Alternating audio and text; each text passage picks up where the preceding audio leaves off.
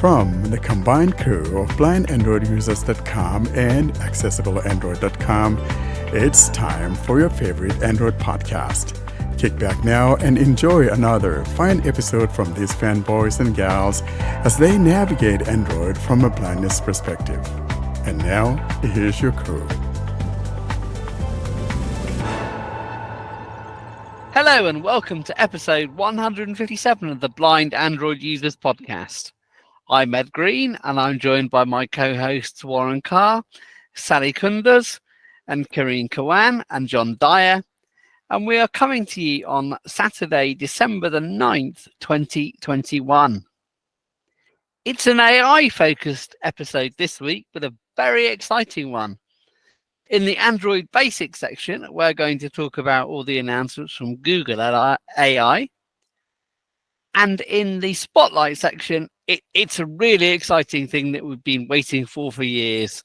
Saqib Shaikh is going to tell us all about the release of Seeing AI on Android, which happened last Monday. So how are we all? Warren, how are you? Hi, I'm doing well, Ed. Thank you so much. Finally seeing the sun today. Nice to see the sun out there, although it's like 30 whatever degrees out there, 32, 35 degrees out there, but nice weather out here today. Sun is out, and so it's not a bad day at all. So I'm glad to be here. That's good. John, how are you?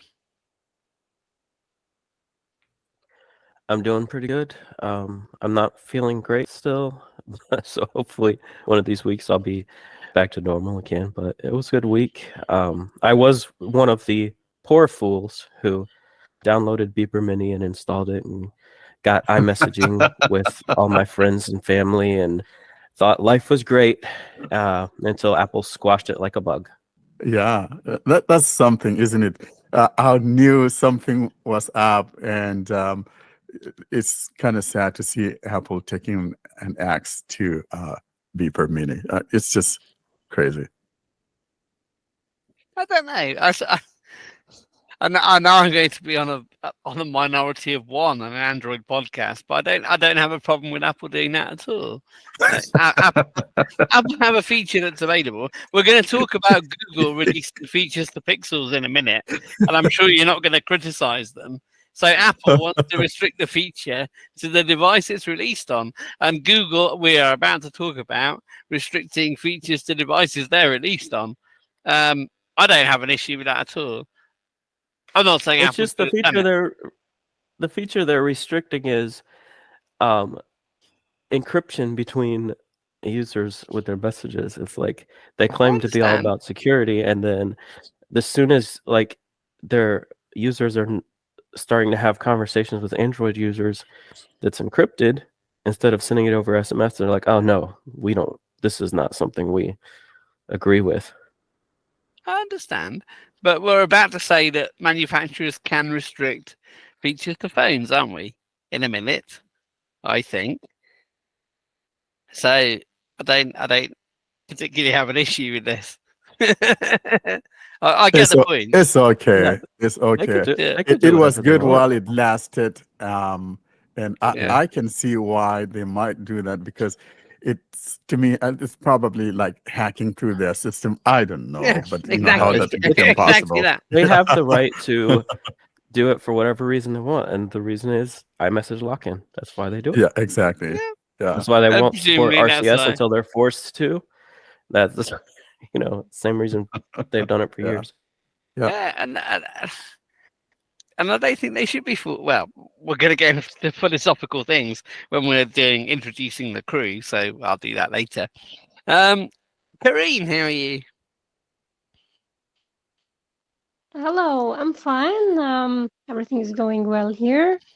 Finally, I'm going to switch to use another internet provider. So I hope that in the next weeks I will be able to participate more in the podcast. And yeah, wish me well in the switch. Is that Hudud internet provider or a different one? Leave Hudud alone. I will never leave Kudul Thank you, alone. girl. Thank you so much. But no, seriously, we're glad you're changing internet providers, and I'm hoping though that the one that you're switching to would be better. That would be great. It will be with less speed. However, it should be more reliable. So yeah. I'll take reliability any day over inconsistency. So that in Exactly. microcosm is the difference between the Facebook app on iOS and the Facebook app on Android. Like the iOS app is quicker and better, but it breaks literally all the time. The Facebook app on Android is a lumbering nonsense, but at least you can use Facebook. Like you literally can. Good It never one. breaks. It never breaks. Good one. It's just a bit annoying. I'm glad I don't do But it's Facebook. there for you. It'll be there for you, though. It will. It won't break. Well, iOS, they're like it's Quicksilver, but it'll never work. So, Yeah, so it's like, I'll what take do you want? What do I'll you take want? I'll take Well, reliability over inconsistency. I'm not opining particularly. I'm showing people the choice. But Karina's made that choice in terms of her internet service provider. Yanak, Sally, how are you? Well, I'm doing good. So I think it's because we had some conversations with John earlier this week when I was feeling cold. So now John got a cold from me. Okay, everything is good here. It's raining heavily since early afternoon, and it's gonna be like this for Sunday and Monday. So I'm locked at home. It's all good though. I'm much better and completely recovered from my cold. I'm glad about that. And I'm glad Yeah, that me in too. Samsung's Fair City, the phones are so pretty. Yeah, it does. And Sally, are you still looking as handsome like I am? Because you and I both get better looking every day, don't we? Yeah, I mean, yeah, today I took a photo and like my brother says, "Oh mate, you look damn handsome today." Thank you. I mean, Oh boy. to be fair, what one of you does, I think Sally's fine. I'm not sure about anybody else. All right, that's fine. Yeah, And Saqib, my friend, how are you? Hi, I'm doing well. Thank you very much for having me. It's a pleasure and an honor to be here. And where are you coming to us from? I am currently near Seattle in Redmond, Washington. Nice. And we were, as I said, we were at school together, weren't we? A long time ago. Many years ago, yes, indeed, yes. At school together. That was a good time, but yeah, and here we all are. Well, once again, thank you very much for having me.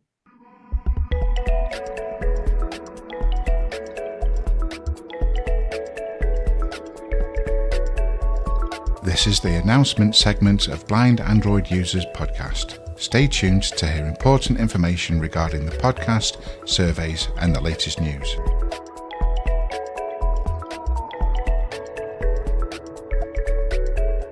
And we'll turn to our announcement section now. Warren, do we have any announcements? Indeed, we have an announcement, and that has to do with our 3-year anniversary, something we're all happy about, looking forward to it, and we're talking about next week, folks. That's when we turn 3, and we're looking forward to you guys coming on because we really want to party together. We want to celebrate this milestone. It's a big milestone, and so if you're able to, we encourage you to be part of this celebration, this part of this big jubilee that we have coming up next week. Of course, it's going to be like 9 a.m. Pacific time as we record at 9 a.m. Pacific time. So you translate that into your time zone around the world, and you know what time it is to come on and join us.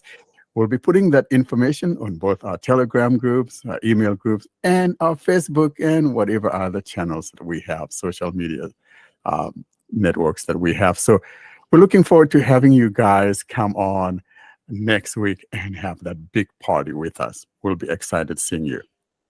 We absolutely will. What you notice about that is that most people might put time zone around Eastern. They might put it around Universal or Greenwich Mean Time. Warren likes a Warren-centric time zone, so he goes to his little town in Washington, and we go Pacific. It's fine. It's all Well, good. We well, can all work it out. here's the trouble. I have no clue about all that GMT or Universal. So I leave that to you, Ed. You could say that in. Oh, no, I know that. But what you do instead is you allow everybody else listening to work it out, which is fine. Whereas you could possibly find out once, and it saves everyone else doing it, but you don't, and I admire that. So we're going with Pacific. It's fine. But usually, or else I usually use the UK time sometimes for reference. So we're talking about if you're close by UK time, we're talking 5 p.m. local time in the UK. So people could always get their time from that. I think that's a good reference point. As to Pacific time, which is not a big time zone. No, but I love it nonetheless. Do join us for the 3-year anniversary. As Warren said, the link will be posted on Bookface on our various other channels. Bookface. Yeah, the Bookface group. It will be done.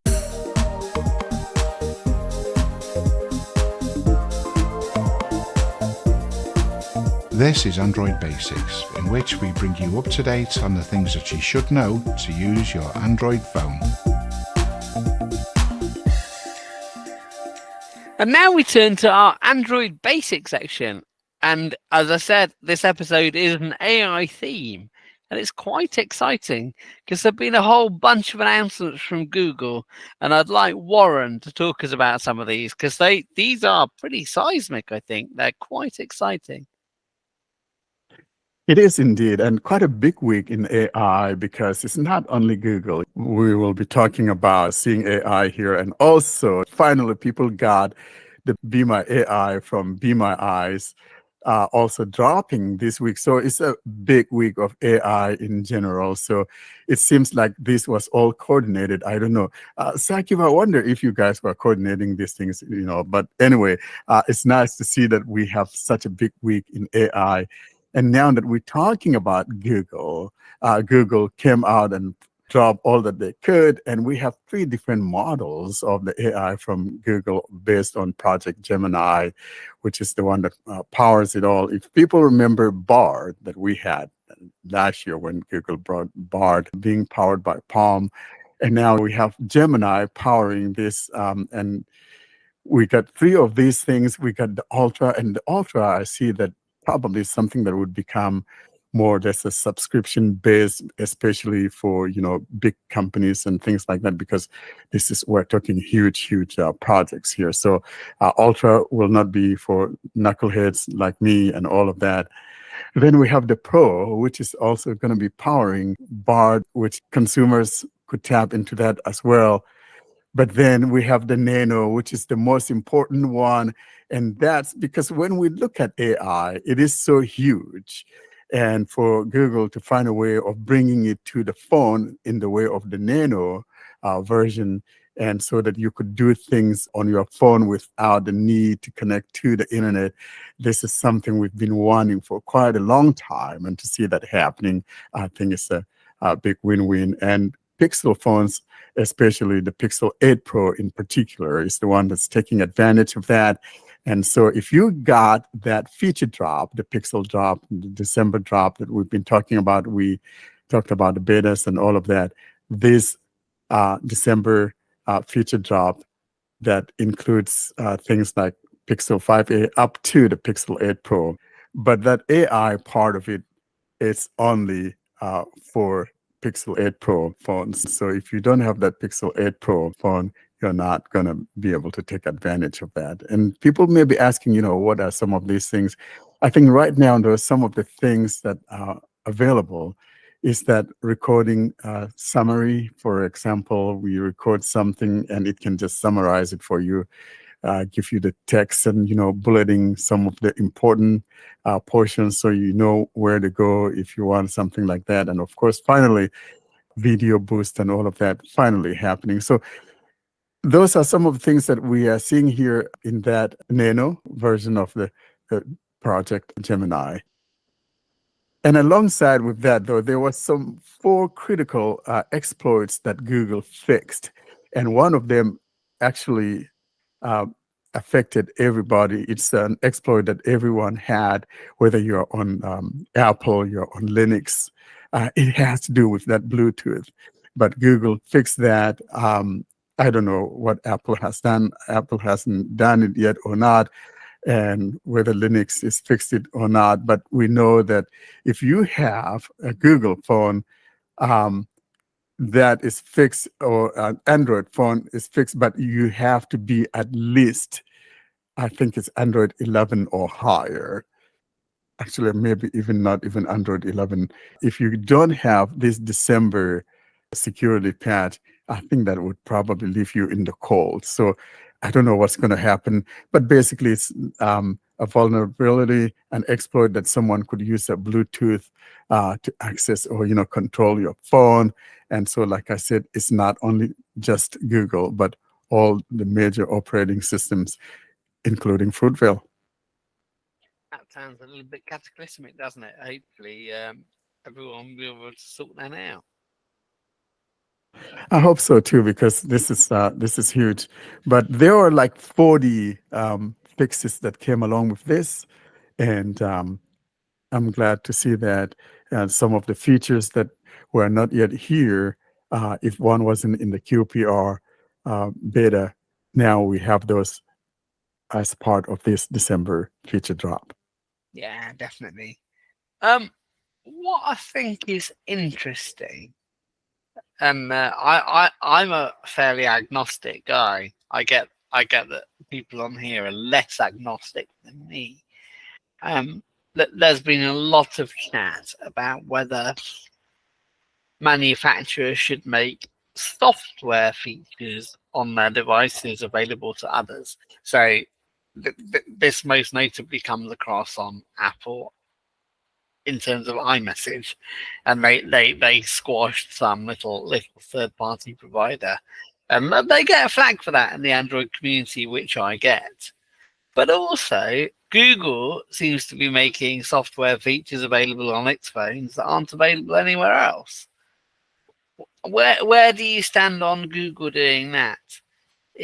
Is that defensible, or should their AI features in reality not be made available to the 8 and 8 Pro only, and actually be made available to other Android devices and other Google apps that run on non-Android devices? Where do you stand on that? I think that sometimes some of these things, are downright to marketing tricks and things like that. I'm looking at Pixel 7 or Pixel 6 series, for example, that didn't have that guided, frames thing for the back of the camera like we have in the Pixel 8 series. But talking about that, you see, now that has come to these phones as well. So it's just a matter of time. And sometimes all manufacturers do that, or companies do that, because they want to make people buy a particular product based on a certain feature that has come to that device and all of that. And then also some things are kind of limited because of some cultural limitations. And when I talk about cultural limitations, some countries may say, no, we don't want this, or maybe some religious whatever will say, we don't want this. And that's one of the reasons why sometimes we see apps coming in other countries without certain features and all of that. I mean, looking at WhatsApp, for example, in some 65 or so countries, you're not going to get the full blown WhatsApp features and all of that and things like that. So governments have a say in some of these things, and so it takes a while. And I'm looking at the thermometer in the Pixel 8 Pro, which is not very active right now. I can't take measurements of my temperature until it gets approved. So one of these things has to do with regional concerns and religious or cultural concerns. So I understand that. Yeah, and the thermometer's where it's hot, isn't it, in this debate?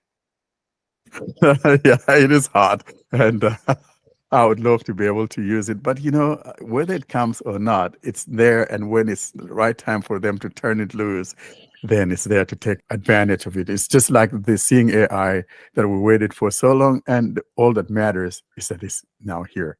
And I talking agree. about that, yeah. So Ed, the other one though that we don't want to leave in the dust is the Bima AI that we mentioned earlier.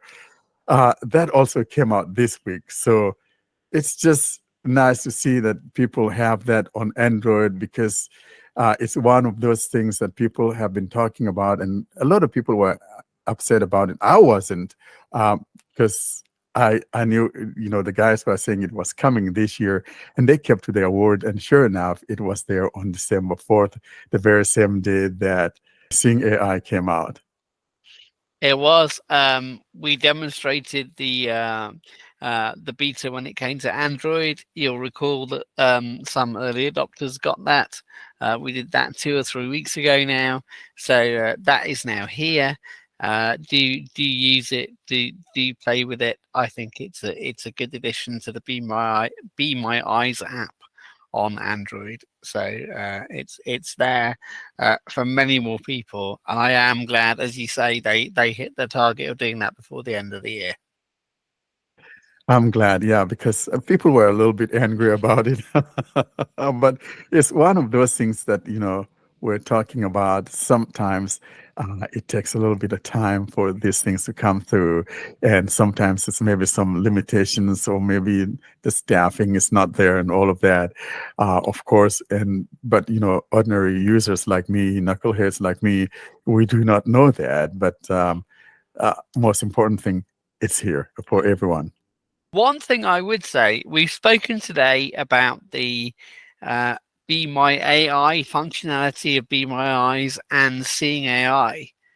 What you can't do yet with Be My AI on Android, but you can do with Seeing AI, is you can share a picture with Seeing AI and have it described. That, I think, is quite an important point to make. That functionality exists in Be My Eyes on iOS. It doesn't yet on Android, but Seeing AI have brought this to Android. So if you want to have a picture described, then you can use the Seeing AI app for that. It will appear in the share sheet. Do it. What you might notice though is you get a fairly brief description, and you can tap the more info button. That point was made in the interview, but I think it's important to make it here.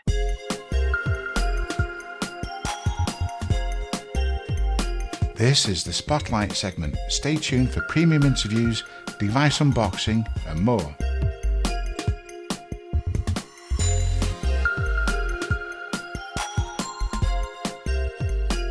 And now we move on to our Spotlight section. And I'm delighted to say for our Spotlight section that we are joined by Saqib Shaikh from Microsoft, my former school friend, incidentally. And this is absolutely huge on Android. The app Seeing AI has been released, something we've all been waiting for literally years. Now, Saqib, when we start interviews, I ask 2 questions at the start. One is a little bit about you.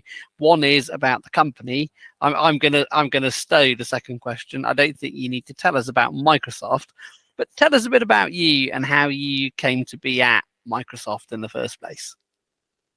Oh, thank you so much, Ed. Yeah, it's a pleasure to be here. And yeah, so we went to school together in a city called Worcester back in the UK. These days, I recently moved to Seattle in the USA, at least for a while, but in many ways, I still consider England home. So yeah, I was always into technology and all that good stuff. And Microsoft ultimately worked on a whole bunch of different things. But one day, there was a hackathon which kind of means that you can make anything you want just for fun. And I started playing around with AI, which is what I studied back at university. and figured, like, what is the latest AI that could help a blind person lots of years ago when AI wasn't really a thing in the public consciousness. And then, that got some attention, and I was eventually, in the privileged position to be able to start my own team at Microsoft, which was amazing to get that kind of support from a big company. And then, we came out with the Seeing AI app some years ago on iOS, and now on Android. I'm very excited about that. I think probably most people listening will know this, but in case they don't, can you tell us a little bit about what Seeing AI does and what its features are? For sure. So it's, initially described as like a talking camera app or like a visual companion. So you hold up your camera phone and it will start telling you what it can see. Like we have different channels which you switch between to get different types of information. So it will start reading you text straight away, and it will just read absolutely everything it can see, which can be a lot, but it's a really quick way just to scan around for signs or to go through envelopes in the mail and stuff like that, through to really precise scanning of a document, or recognizing handwriting as well, and product recognition, currency recognition, and of course identifying what's in any photo, whether that's one you share with Seeing AI from another app or one that you take with the camera, and even more. Ultimately, we split it into these channels for different things you want to do. And I gotta think it was one of the first apps of its sort. And what's really exciting at the moment is we're going through this whole new wave of AI, because as AI and other technologies improve, we keep bringing it into the app. I often think of it like a bit of a conversation. We're talking to the scientists at Microsoft and academia and elsewhere. We're talking to the blind community to see what the challenges are, and then thinking like, what are the experiences in the middle? So recently we added like even richer descriptions and the ability to chat to Seeing AI about a document, for example. So I can talk more about that, but a lot of cool stuff at the moment in AI. And what's because AI, is obviously very topical at the minute. Are you able to tell us what AI is powering it right now? Is it ChatGPT or is it something else, or are you not at liberty to say? Yeah, it's a combination of stuff. There's a bunch of stuff at Microsoft, and then there's also, of course, GPT, which Microsoft has a big stake in. Well, Microsoft's stake in the company OpenAI, who makes GPT. Which is the technology behind Seeing AI, ChatGPT, and so much more. Saqib, you are now in my backyard, and I'm mighty proud of that. Now we get to eat lunch one of these days. I'll give you a whole lot of bad time when we meet. Just kidding. But welcome to Seattle, and hope this becomes your new home and you stay here. But Saqib, now let's talk about this. Seeing AI. Of course, it just made things easy for blind people. And I recall my friends on the iOS, which I call the Fruitvale land, used to kind of taunt me about it. Hey, you're on Android. You don't have the goodness that we have. And so, we pined away, and I think it was you or maybe some other guy I contacted. I think it was maybe even about Soundscape. And they were going to look into it, and it never happened. And I kind of got PO'd with you guys. Let's be frank here. And so after 6.5 years, here we are today. Saqib, could you tell us what was it that kept you away so long? I think a lot of Android users are aching to hear as to what the reason was, because some have just become downright angry about it, over the years. And now here we are, and it's better late than never. So take us back down that memory lane and, talk about things that were not possible and things that were kind of standing in the way until now. All right. I'm gonna watch my words here. No,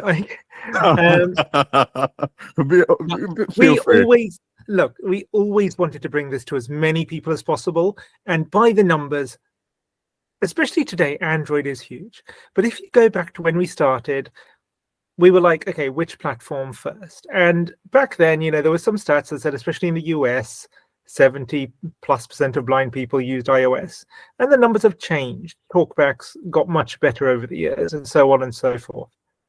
The thing is, ultimately, we had a team of 3 people at the beginning, and it was not feasible right at the beginning to do both, so we prioritized the iOS first.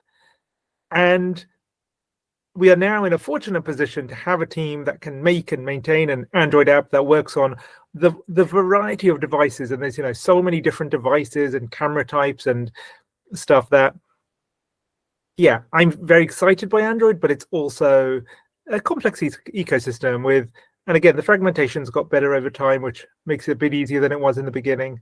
So yeah, we've always wanted to do it. And it's always been a personal frustration of mine that we could not have done this sooner. So excited that it's out there today, but it's definitely been a long time coming, and really appreciate the community waiting with us. We And the good forgive thing- you, Saqib. We do. We do forgive you. And the other thing as well, the good thing about Warren's question, like it was annoying for the differential years, we might call them, but now it probably doesn't matter, does it? Because it is here. And what it will help do in particular, I mean, I think it was a great app anyway. When I was on iOS, I used it, and I'll use it now I'm on Android. Its acquisition of text is quick. So, but what it will also do now it is here, I think, is help smooth that transition for people switching between 2 operating systems. So while you might have been beaten up, possibly even on here, about why it didn't come to Android, Yeah. that question is going to cease to matter, because now it's on Android. So if you come to this like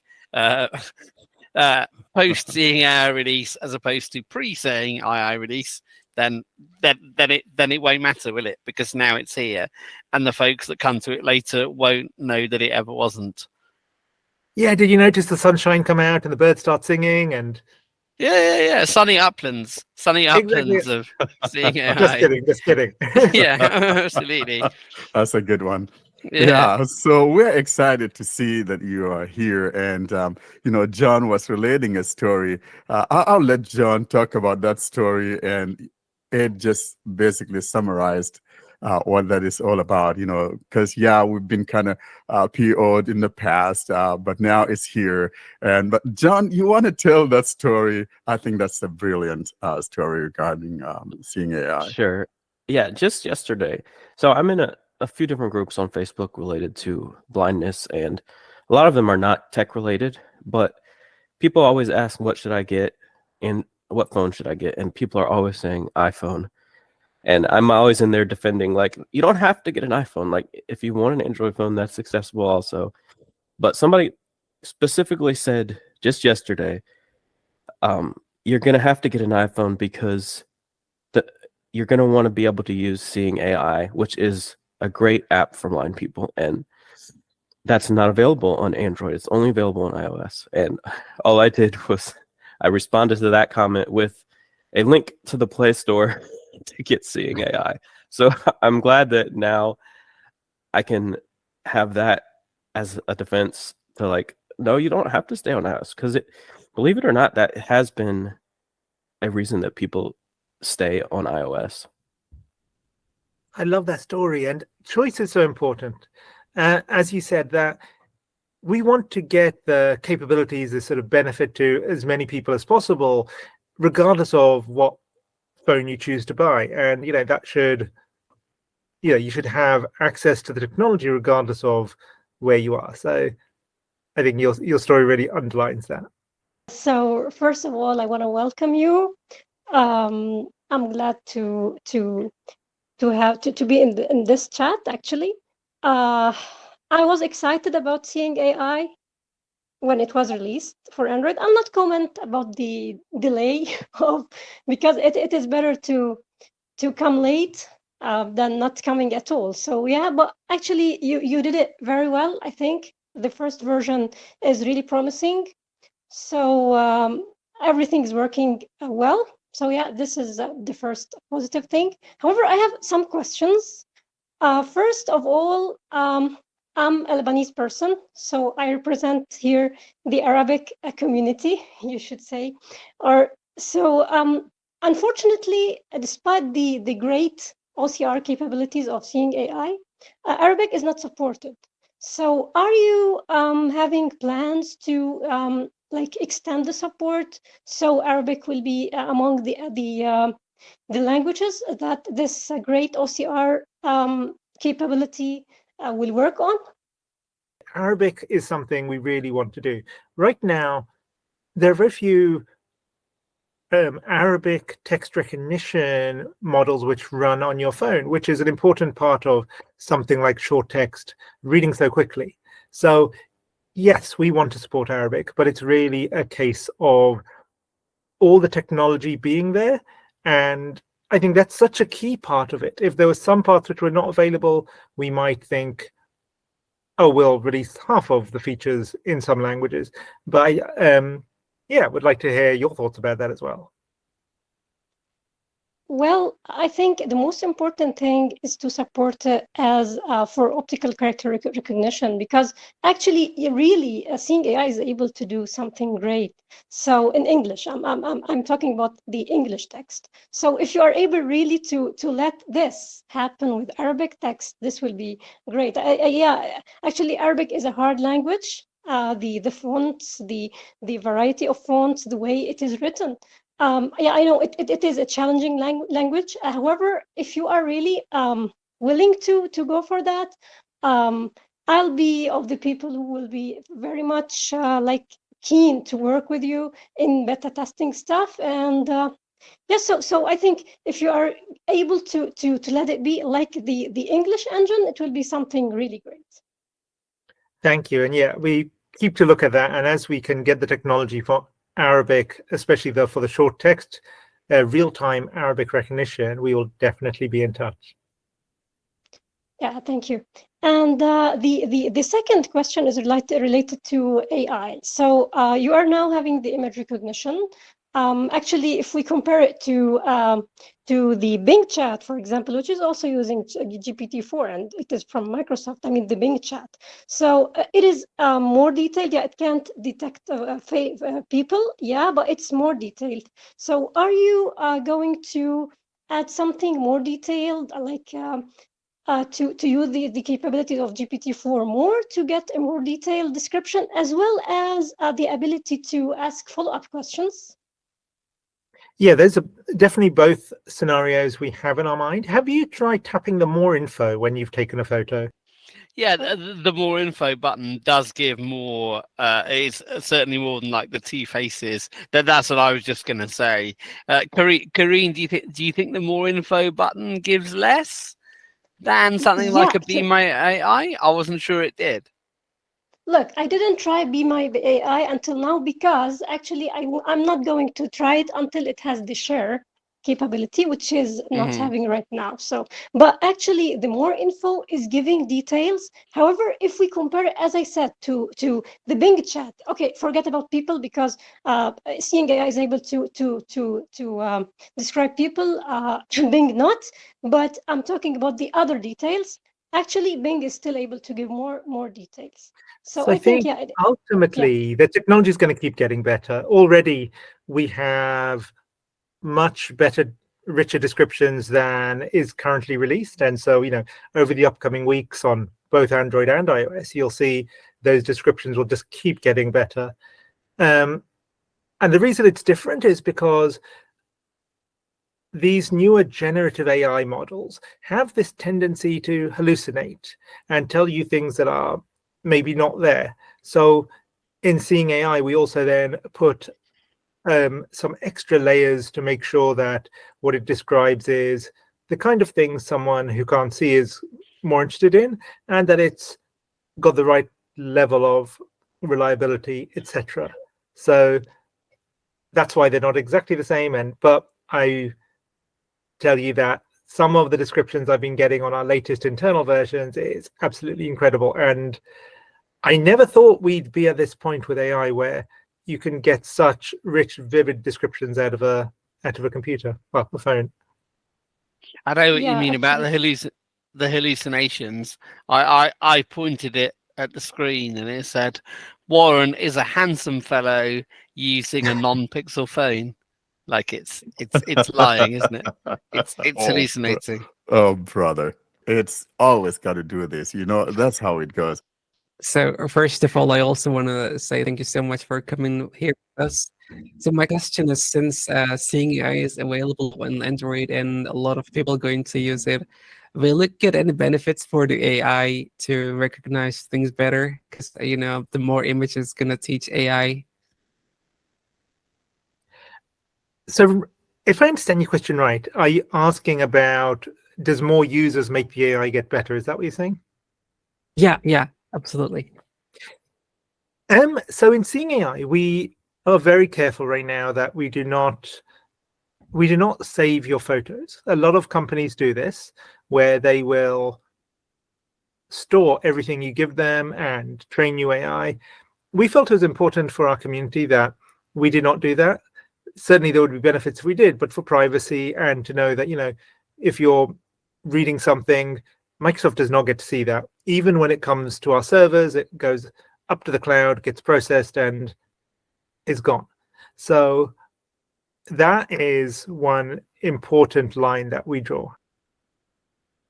So I'm just wondering, now that we have it on Android and we're going to let the past stay in the past, will we have feature parity now? Warren isn't. Warren isn't. He's going to raise it every time he ever talks Well, about I just need to beat up the boy. That's all.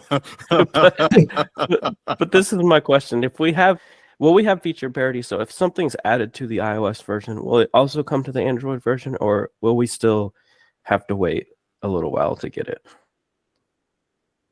So many things will be done. So I think the majority of things will be parity. There will be some things which are iOS only, but I also imagine there are going to be some things which are Android only. So it's going to go both ways. And today, there are two things, for example, which we only have on iOS, which is the built-in photo browser, because we couldn't get the same experience on Android. And the other one is our 3D world channel, where we use augmented reality to tell you what's around you with spatial audio and to let you do indoor navigation. So those are two features which right now are not there on Android. And if we find a way, we might bring them to Android. But there are other features which Android technology enables, which iOS does not. So it's going to go both ways. But the vast majority of features, like really the majority, are both platforms and will continue to be. So, for example, if new languages were supported, they would be probably most likely be supported on both platforms simultaneously. Yes. And there are some that might even be Android first. You never know. Yeah, what I think you heard you promise, Saqib, was the next new feature is coming to Android first. You never know. I'm joking. I just teasing you. I'm really excited about this application, this specific application, and I'm using it a lot since it was released. So I have 3 points, only small points I want to ask about. First, about light detection. So currently it is using beeps. Is it like in the works to have a tell you as text the amount of lighting in the room, or at least the current lighting state, instead of using the beeps, or at least to have them both? That's an interesting idea. We have not sort of thought of that or had that feature request yet, but we can certainly think about that. So you would prefer to have a percentage of light, or I guess, what is light measured in? Lumens. Lux. Lux, Or no, yeah. no, lux or lumens? I don't know. Lumens. Yeah, these are all good ideas and things we can add to our wish list to think about. Yeah, at least you can, if you don't want to let it state the measurement, it can say dark or light or whatever, Yeah, and that's just because sometimes you don't want to listen to the tones, I guess. Yeah, actually, I'm not a fan of this way, and I think it will be more accurate for a person to know the amount of lighting by text, at least for me. Yeah, the last 2 points, I promised they will be very small questions. Regarding the AI, the problems with AI, and you were talking already about the hallucinations, and we already like faced this with apps and with AI services. So, are you able to get to a point where you or the service or the app will tell you the description accuracy? So it will tell you, for example, that it is likely that this is something, or it is unsure about this, like to remove the overconfidence of AI and to have it be more neutral when trying to describe stuff. Is that possible? Funnily enough, it was more possible in the past. I think the previous sort of wave of AI technology often had this sort of mathematical notion of confidence, where it would be able to tell you how confident it was about a result, and we would incorporate that into, oh, it's probably this, it might be that. What's interesting is this new wave of generative AI, like GPT, is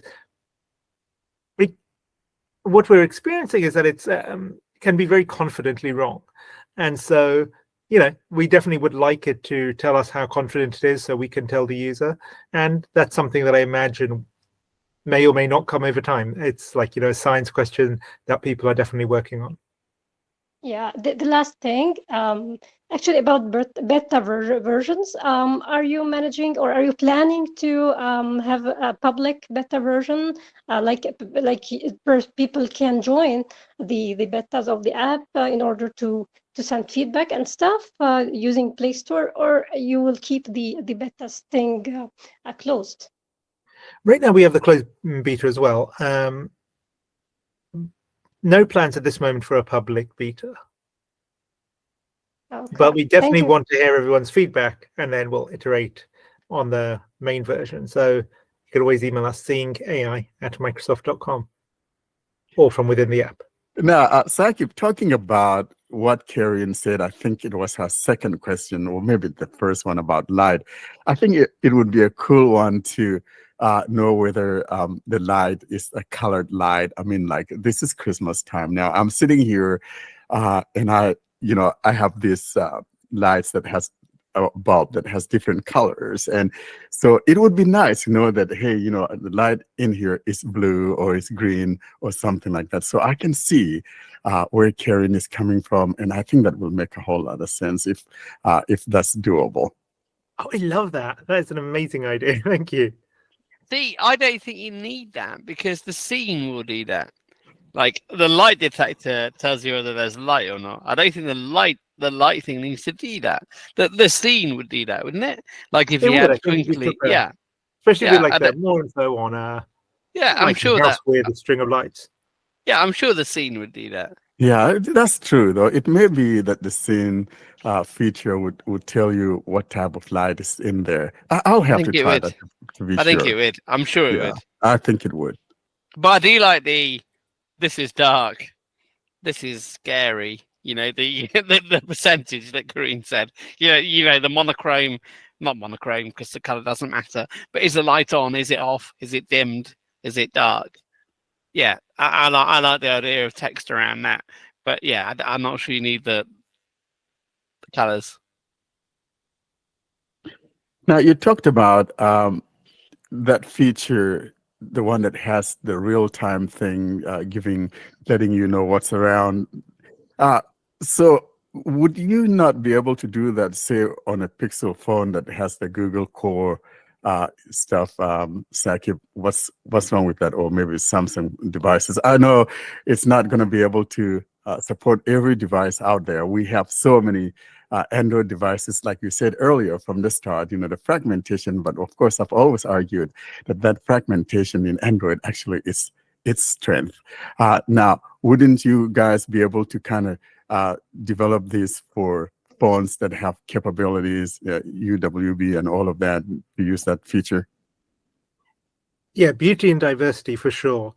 And Never say never. So it's just like I say, it's the World channel, which we decided we'd rather get this out there sooner without the World channel, rather than trying to figure out if we bring this, how we do, and which features, which devices.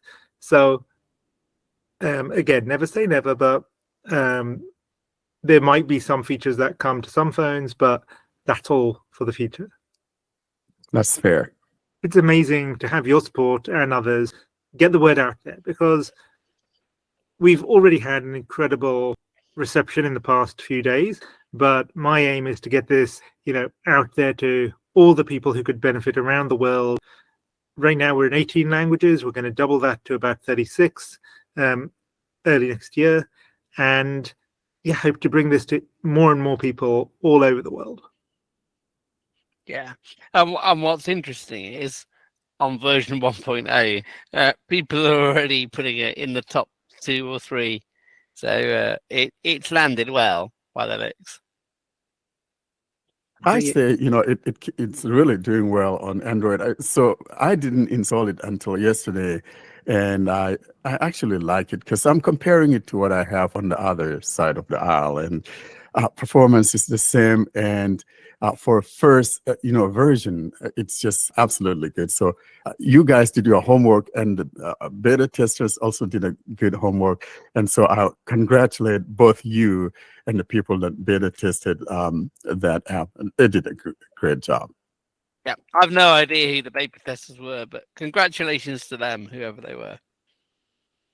Thank you very much. And yes, thank you to all the beta testers. I just want to say I like it so much that I've already kicked Google Lookout to the curb. So no more Google Lookout for me. I have it as a backup, but now I'm going to seeing AI first. So yeah, everyone, add it, download it, install it, add it to your launcher. You're listening to the Blind Android Users podcast. It is exciting to see what has happened with seeing AI. Yeah. Within a few days, you see lots of downloads. And so you guys can now be rest assured that we have lots of Android users. And so I am glad to see you guys on here, and we'll be having a party just for you, Saqib. Thank you. But yeah, and this is just the beginning, right? Because we're at this exciting moment for AI, where the things that we've got in the scene, more info descriptions, and also the question and answer, the chat interface for the documents, those are the latest things we brought out, but that's just the beginning. There's so much more that you're going to see over the upcoming months and years, ultimately. Yeah, so in a sense, it's one of the most exciting times in AI and bringing AI to help the blind community in particular. So, Saqib, this is my last question for the day. Of course, we're going to have you come back on here now that we know where you're hiding at. My last question, however, has to do with offline capabilities. Why wouldn't I be able to use this offline, even with mundane stuff? I'm not talking about things that need AI, but for example, I just want to scan a little piece of text and all of that. I noticed it would not do that. And now, no, John says he kicked a Lookout to the side. On the other hand, however, Lookout will let me use things like that offline. Would there be a possibility of just simple text? I'm not talking about big stuff, but just common mundane stuff. Why can't I use it offline? You should be able to. Let me just double check in case there's a problem and we'll fix it. But short text, color, light, product short text does. Document scanning does not. Yeah, document scanning does not, and the scene recognition does not. Those are probably the two biggest things which don't. And if it's a new product, then the product recognition needs to go to the internet the first time. So yeah, there are some things which need the internet, but quite a few of things that don't. Yeah, short text definitely works, because I did it today when I saw Warren's message. Okay, I didn't do that because I was trying to do a document and it didn't do it, so I just assumed. So I'm glad that it does short text, because most of the time, a lot of us are not really scanning documents, but I just get a little piece of mail, or I want to see what's on this piece of paper, blank or not blank. I think so. If that works, that's good enough for me. Short text does, yeah. Yeah, and that's often like what I use for just I pull out to quickly read stuff, and then if I want really much more accurate recognition and maybe formatting and stuff, then I'll go to the document channel because the results are the latest AI way better, but the short text is good enough for everyday stuff as well. Well, Saqib, this has been absolutely beautiful having you here. And even me, I was not happy with you. I'm happy with you today. Is there a way people can reach you, or, just the feedback that one could give from the app is good enough? A lot of times, some people want a different way of reaching people, but we could reach you or via the app, or how would you prefer people reaching you? Yeah, totally. If someone hasn't got the app yet, go and download it from the Play Store, but a quicker link is seeingai.com/Android, redirects you. And then you can email us seeingai@microsoft.com or via the app. They go to the same place. So excited to hear from you and just hear what you think and what you'd like for the future. And this is really a collaboration. So thank you to all the testers who've been testing it so far, but it's really now to the community. Like, let us know what you want, and I look forward to inventing the future together.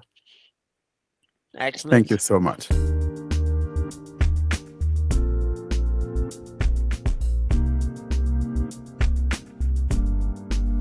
All good things must end. Thus, it's curtain drawing time, bringing us to the close of this week's episode. Coming up, though, we give you information on how to get hold of us.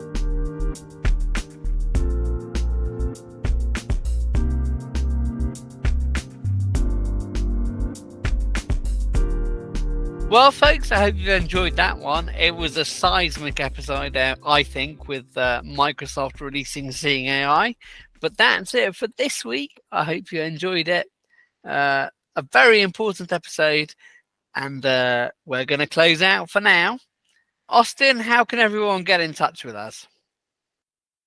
To contact us, you can send an email to contactus@blindandroidusers.com. You can join our mailing list by sending an email to Blind Android Users plus subscribe at groups.io. You can join our Telegram, Facebook, Discord, and subscribe to our YouTube channel. The links for everything will be at the bottom of the show notes and also in the video description of the YouTube channel. And also the links are in the websites panel of the YouTube channels. Well, folks, that's it for this week. And that was a pretty big episode. I hope you agree with Microsoft's announcements, with all the stuff that's happened on AI. Thank you very much for listening. We'll be with you next week. Say bye-bye, everybody. Bye, everybody. See you next week. And don't forget next week's celebration. We're looking forward to seeing you next week. Join us in the party. Have a good week, everyone. Goodbye.